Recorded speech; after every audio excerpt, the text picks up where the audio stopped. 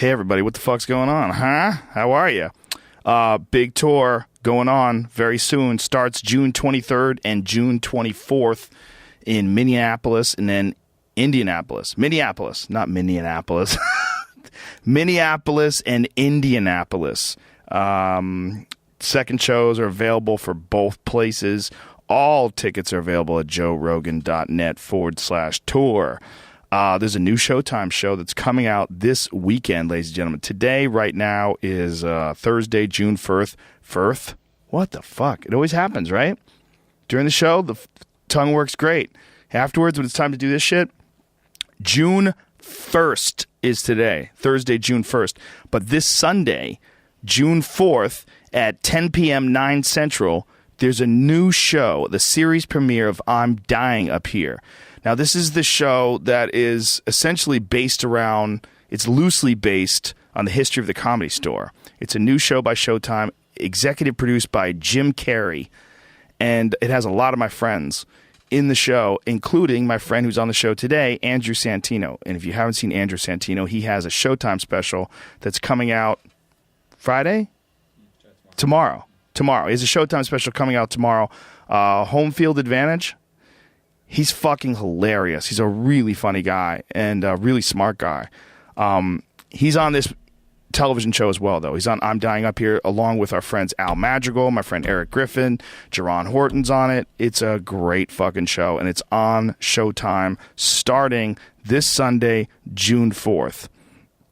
And you can see the episodes at 10 p.m., 9 Central on Sundays on Showtime. You can also download the Showtime app right now and start your free trial. It's all about a group of young, up-and-coming comedians hoping to make it big in the LA 1970s comedy scene. And again, since this is like where Jim Carrey came from, I mean, this show has a lot of like actual real stories of things that happened to Jim when he was there. So a lot of funny people on the show, a lot of good buzz about the show. And it's about stand-up comedy, and it's about the Comedy Store, so I really want to support it. So June 4th, this Sunday, 10 p.m., 9 Central. It's called I'm Dying Up Here, and it's on Showtime. Check it out, you fucks. We're also brought to you each and every episode by Onnit.com. That's ONNIT. I'm saying this ad like I always do. That's part of the problem with these things. You do a lot of them. They become super similar. Onnit is a very important company to me. I'm one of the owners of Onnit, and it's something that I use on a daily basis. Either I use our strength and conditioning equipment on a daily basis, or I use our supplements on a daily basis, our protein powder. I'm a big fan of hemp protein powder because it's really easy to digest. It goes down very quickly. It's not it's not rough. It doesn't give me any gas. It's so easy to digest. And our protein powder in particular is the finest that you can get. We have to buy it from Canada as of now, but hopefully I'm thinking with this new hemp production that's going on in the United States, we'll be able to buy some good hemp from good old US of A. But the stuff that we buy is the most protein rich, and also it's the most fine. I bought protein powder from other companies before we started on it, and a lot of it gets to be like really gritty. It's just because it's a low grade. Our stuff that we sell, we just try to find the very best shit. Whether it is the very best protein powder in our Hemp Force proteins, the very best strength and conditioning equipment, very best articles that we find that we put in the Onnit Academy link. We're just trying to give people the tools and the inspiration to get your shit together, to optimize your time here on the planet Earth.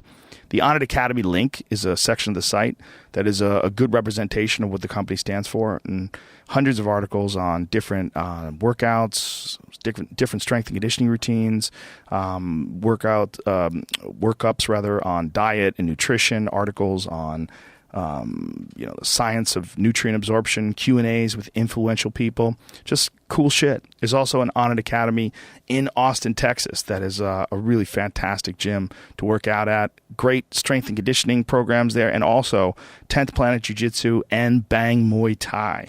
So that's in Austin, Texas. Go to Onnit.com, use the code word Rogan, and save 10% off any and all supplements. All right, folks. Yeah. So, My guest today is Andrew Santino, as I mentioned before. Hilarious stand-up comedian. One of my favorite guys to talk to at the store. And keep an eye on him.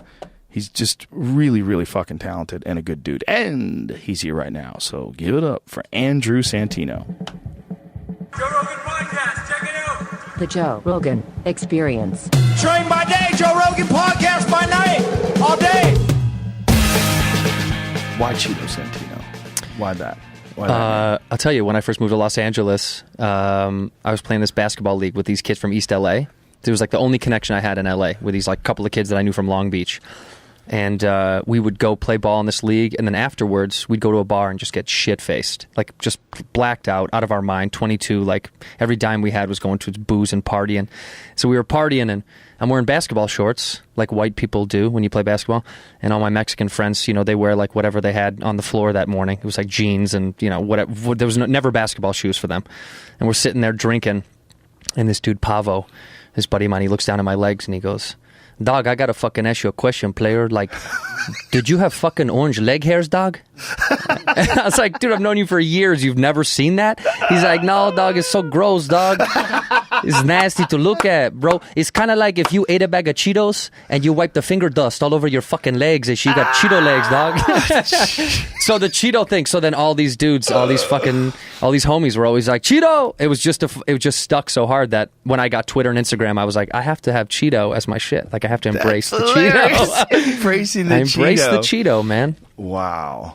Yeah, this is a that's good time for orange-haired comedians. The Dude. two of the greatest of all time have orange hair. It's wild because I've always been such a massive fan of Burr. I mean, I can't preach him enough. I think I do it. I dick ride him so hard. I think many people I talk to are like, "All right, dude, enough." Like, I get it, you like him, but I do, man. I've always loved him, and Louis has changed the game in a totally different way. They're but both those two of the best dudes are of all just time. shocking. Burr right now he's doing something real special. Yep. And he's also a man's man, an unapologetic man. Dude, thank God. Oh, there's so few. Yeah. It's such a hard time to be a guy. Yeah, you're not allowed to. And Shame on if you say that, people are like, "Boo." Yeah, I know. Boo, it's so hard to be a man with all your male privilege. Boo. Yeah. Oh, cisgendered males complaining about how hard it is. I said being that, yeah. judged, folks. We're I'm being a judged white, harshly. White straight male. I'm the literal enemy, public enemy number one right now. Yeah. I walk around, you are the enemy. You're automatically a rapist and a misogynist and an egomaniacal, money-hungry, driven, bad human being. It's so fucked up. This is how ridiculous it's gotten. There was an article, "Oh, they're still complaining about being a man." There's an article that I just read that was advocating that women should never go to prison. It was What? like, let's stop putting women in prison. Yeah, see if you can find that. It was the idea was that women are suppressed and they already represent such a significantly small portion of the U.S. population that really... So therefore, heinous crimes don't deserve the same punishment as other people that have heinous crimes. Heinous crime. The number of women hitmen would just go through the fucking roof, right? Oh my Hit God. people if they couldn't be arrested. Yeah. Oh my God. So much domestic. Well, that's like saying, okay, so if that's what the article's trying to say, then say any other repressed group in society, then minorities can't go to prison anymore. Well, right? That's the same logic. They represent a much larger percentage, though. So the thing she's saying about women is there's so few women in prison already. Yeah. And women are, like, a lot of their behavior is due to the fact they've been suppressed by men. Okay.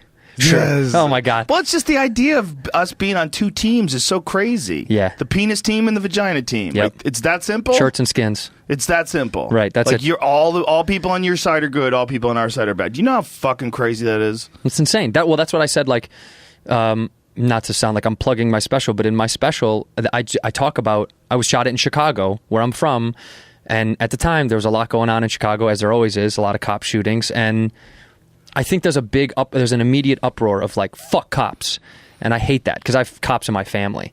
And you can't just blanket statement an entire thing, just like you can't blanket an entire race of people, sex class of people, and say, you're all the same.